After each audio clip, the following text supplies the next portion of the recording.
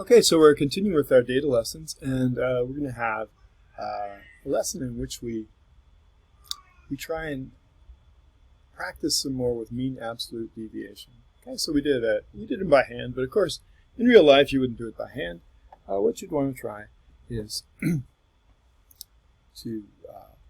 use your spreadsheet. And so here we have a Google Sheet, and we see that we have the values 8, 8, 8, 8. And 12, 12, 12, okay? And so we don't say mean, we say average in Google Sheets. We say, tell me the average, and click on average there. What you can do is you can actually just highlight, so I'm going to highlight this. So instead of typing it, just highlight. And the nice thing is that you don't have to put in that final parentheses. It figures that's what you want. And we have what we expect, which is the average is 10. So what do we want to do? Well, we want to get, for all the numbers, how far they are from our average. Okay? But remember, we want the absolute value. So we're going to say equals sign ABS. So you can see that absolute value of the number. And what do we want to do? Okay, so we're going to subtract, and the order doesn't matter because we're going to use absolute value. So we're going to put a $B. Okay, so we always want to use from the column B, $1. We always want to use B1, that 10 that's in there. And we're going to subtract from it what's next to us, A2. Okay? And so we hit enter, and we drag that down. So we're going to drag that down. We're going to drag that down, and you see how we get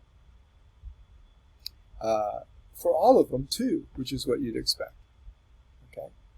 And so now what we say then is we want to calculate the mean average deviation.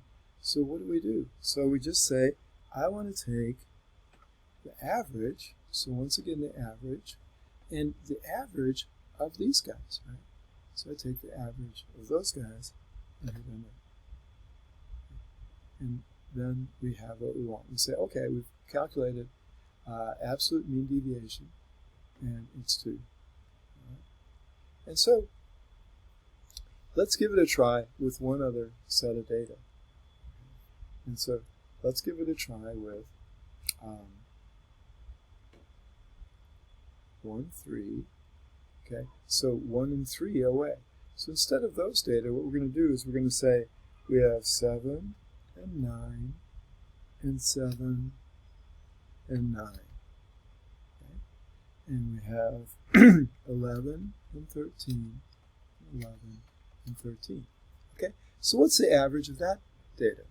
So let's try it again. So we'll say equals average. Okay. So equals the average. All right. Okay, and now we'll highlight B11 to B18. You get that. And we see it's still 10. Okay. And we don't want the suggested one. So now we say, what do we want to do? So we're going to say, to give us the absolute value, ABS, of $B. So from column B, well, where's our new average? It's in row 10. So number 10 minus what's next to us is A11. And we say, okay, so how far are we from the average? Oh, we're 3 away. So what do we see here? We say 3 away and 1 away, 3 away, 1 away, 3 away, and 1 away. Okay. So now we're going to take the average of all those. So we say equals the average of those differences. Okay. We take the average of those differences, and it's still 2. Okay.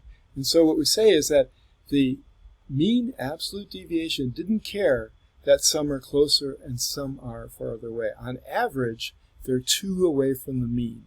And so whether you have 8, 8, 8, 8 or 7, 9, 7, 9, that comes out to the same mean absolute deviation. Why have we focused on this? Because for the next level, you need to know standard deviation and how it's different. Okay? And it's slightly different from mean absolute deviation. So we want to understand that difference.